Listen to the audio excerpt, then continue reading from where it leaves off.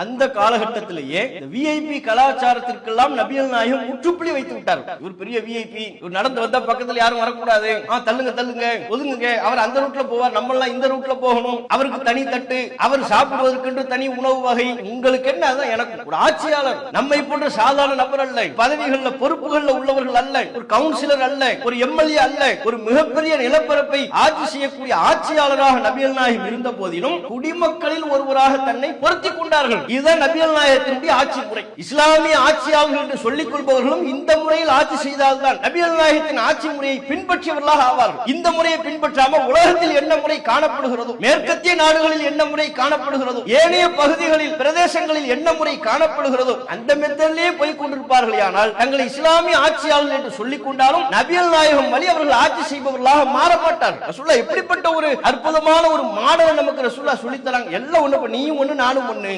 எந்த ஈகோவும் நபிகள் நாயகம் ஸல்லல்லாஹு அலைஹி வஸல்லம் அவர்கள் கிடையாது. அதெல்லாம் ஆட்சியாளர்கள் ஈகோ பார்ப்பாங்கல்ல, குடிமக்கள்ல ஒரு ஆளை நான் போய் உட்கார்றதா, அவனுக்கு பக்கத்துல ரெண்டு பேருக்கு பக்கத்துல நான் உட்கார்றதா, அவங்க ரெண்டு பேர் மேல இருக்க நான் வாகனத்தை கீழே இழுத்துட்டு போகணும், அந்த ஈகோவே ரசூலுல்லாஹ்வுக்கு பொதுவாவே கிடையாது. ஆட்சியாளர்கள் முறையில மட்டும் இல்லை, அல்லாஹ்வின் தூதருடைய உள்ளத்துல துளி அளவு கூட ஈகோ இருந்ததே கிடையாது.